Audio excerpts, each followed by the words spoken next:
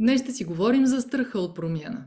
Какво представлява той? Защо е толкова често срещан? И какво да правите, ако усетите, че именно той ви спира да осъществите кариерната промяна, от която имате нужда? За всички онези от вас, които за пръв път попадате на канала, здравейте и добре дошли! Казвам се Михаела Георгиева и това, което правя, е да помагам на хората, които консултирам, да избират подходящите за тях кариерни посоки. А на ръководителите помагам да бъдат още по-добри лидери. Кариерен консултант съм, лектор, ментор, водеща на обучения, автор на съдържание в LinkedIn. Ако теми като кариерно развитие, лидерство, автентичност, справяне с токсични хора, справяне с стрес на работното място, поставяне на граници. Ако всички тези теми са интересни за вас, харесайте това видео и се абонирайте за канала. Натиснете и камбанката, за да получавате известие всеки път, когато кача ново видео. Обратно към днешната тема. Наскоро работих с клиент, който беше съкратен от неговата компания. Интересното беше, че през последните 2-3 години той беше обмислял да направи кариерна промяна, т.е. да смени работата си и да премине в друга индустрия. Отлагал беше това решение именно заради страха от промяна. В крайна сметка това съкращение му предостави възможността да направи стъпките и да премине в тази друга индустрия. Но той осъзна, че можел още по-рано да действа. И именно страха от промяна го е спирал да направи това. Какво представлява страха от промяна? Страхът от промяна е страх, който кара хората да избягват да променят обстоятелствата си, защото ги е страх от неизвестното. Какъв обаче е неговия произход? Ние хората сме устроени така, че да избягваме промените. Нашите предци са предпочитали рутината, защото са знаели, че ако излязат извън пределите на територията си, могат да бъдат убити. Мозъците ни са устроени така, че да изпитват покой в предвидимото и познатото.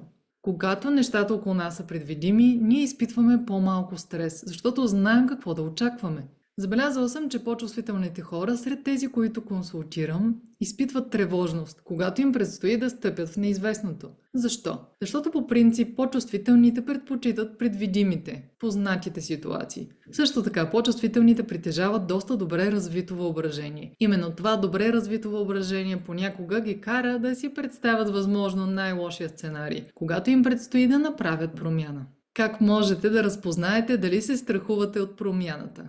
Съществуват различни характеристики, които определят този страх. Някои от тях могат да бъдат следните.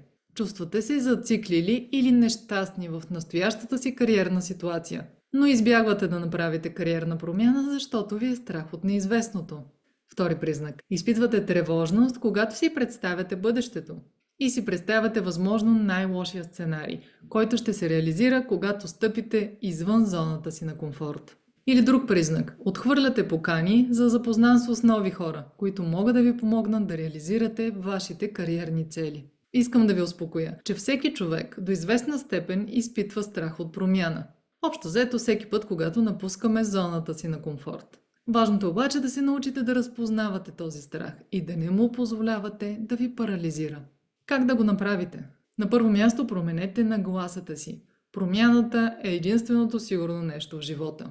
Вместо да се страхувате от нея, прегърнете я, търсете я, реализирайте я.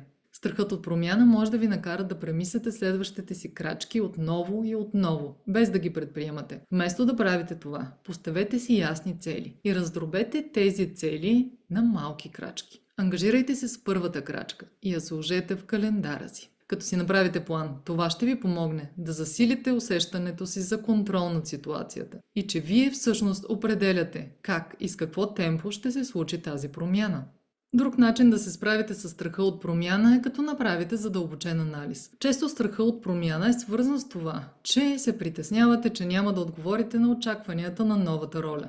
Вместо да позволявате това да ви демотивира, направете анализ. Разгледайте позициите, за които искате да кандидатствате и какви умения и знания се изискват. Съсредоточете се върху това да инвестирате времето си в придобиване на нови знания и на нови умения. Естествено, без да изпадате в другата крайност. Да трупате сертификати и изкарани курсове, без да се осмелявате никога да кандидатствате. Друг начин да се справите с страха от промяна е да се свържете с вашето защо. Свържете се с вашата мотивация. Каква е причината да искате тази промяна? Не чакайте неудобството в настоящата ви ситуация да стане толкова голямо, че тогава да тръгнете да променяте обстоятелствата си. Защото това ще е равно на загубено време, понякога месеци или години. И вместо да си представяте най-лошия сценарий, използвайте вашето въображение, за да си представите възможно най-добрия сценарий.